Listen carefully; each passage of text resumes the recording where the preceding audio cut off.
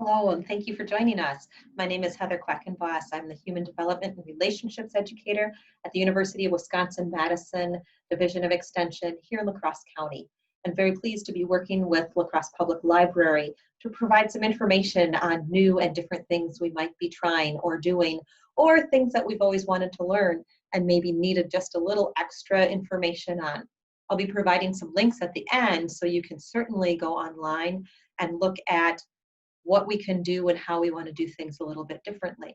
So today we're talking about canning peaches. Right now we have peach trucks from Georgia and food stands from South Carolina with different peaches there. The stores have an abundance of peaches right now. And having those fresh peaches, sometimes we want to save that flavor for the middle of winter when we need a taste of summer. So we get a bushel of peaches, a half bushel of peaches. We get a lot of peaches. And we get those home and we can do a couple things to save those for later in the year. And the first thing you do is you wash your peaches, and then we get them ready to either freeze or can. And I'll tell you a little bit about each of those processes. First thing for anything we want to do when we're looking at preserving peaches is we need to blanch them. This one helps them stop ripening. It helps get any bacteria out of the picture, and it helps get that skin off of your peaches because that can be a time-consuming process.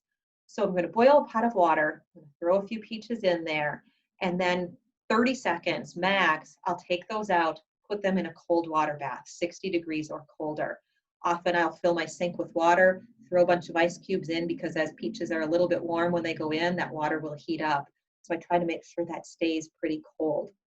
What I also add to that water, that cold water, is I add a little bit of fruit fresh or whatever your produce protector of choice is. And that is to prevent the browning, helps preserve the flavor, especially as you start cutting these peaches up. What you also want to get ready when you are going to freeze or can these peaches. If you're canning, you're going to be doing these in juice.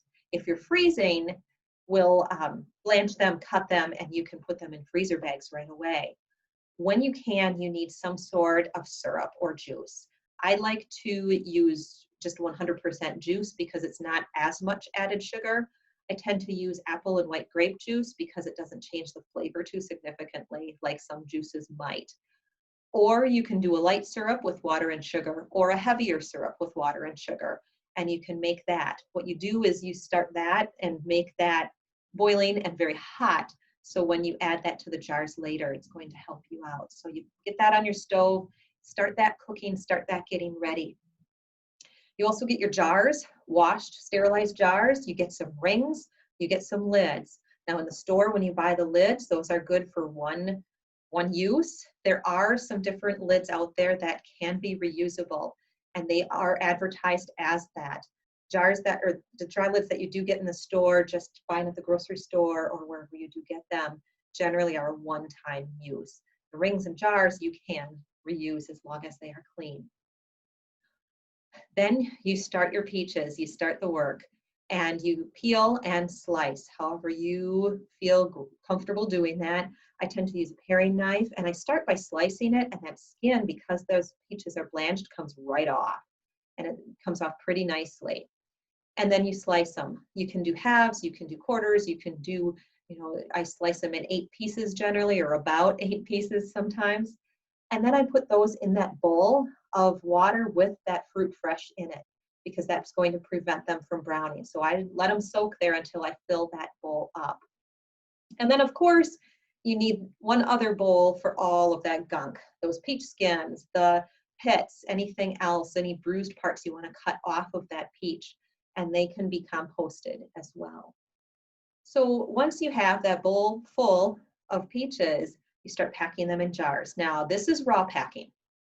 And raw packing, get that jar as full as you can, leave about an inch of headroom on the top just for the boiling liquid and for expansion when it gets into that water bath. Now, if you're freezing your peaches, instead of putting these in jars, you can put them in a container, you can put them in freezer bags and get them in the freezer and you're done. If you want to can these so they're shelf stable and you leave room in your freezer for whatever else you want to put in that freezer, you can certainly can these. So you fill the jars with these peaches, and then you are going to add some of that liquid. So pouring in the liquid, leaving about an inch of headroom on the top. So that liquid needs to be hot, and that's going to be very important. I'll tell you why in just a few minutes. But that hot liquid goes in, you put the lid on, and you put the ring on. Just hand tightened. It doesn't have to be too tight, just hand tightened. What you do next is you get these peaches in your hot water bath. Now, hot water bath, you don't have to pressure can peaches because they are a more acidic fruit. And so a hot water bath is just fine for the peaches. And I have pint jars here, and I have that water at about 140 degrees right here. And this is important because you have some kind of hot liquid inside, but those peaches weren't all that hot.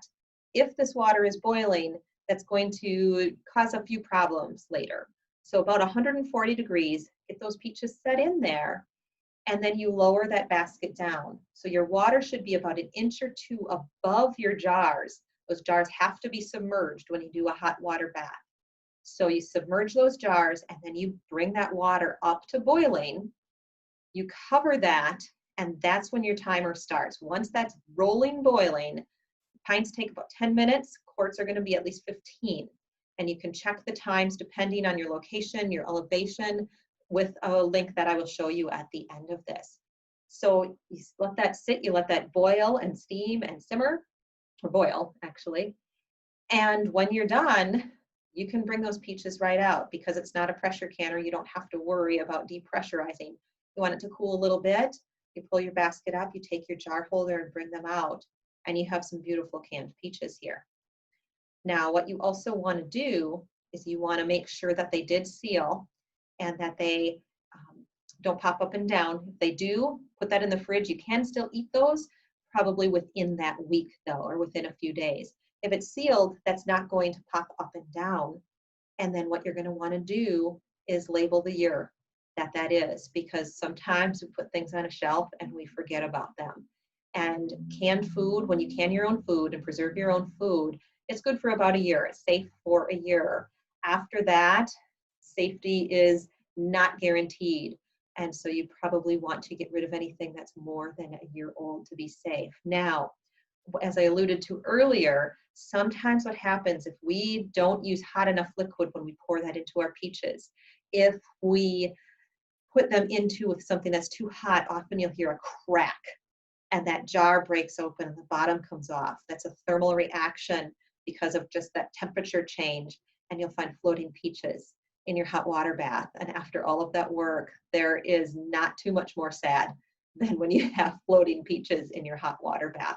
And because the glass broke, you really don't want to eat those. So making sure that you have those temperatures good and you do things a little bit slower is going to be important.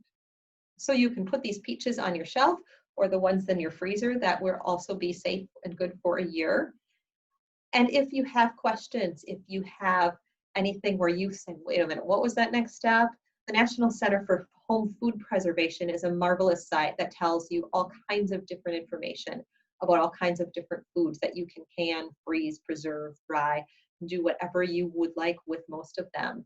And UW-Madison Division of Extension has a safe food recipes site that really talks a lot about home food preservation, canning, freezing, different recipes that you can use. And you can go to those two sites and learn a whole lot more. Thanks and good luck with your peaches.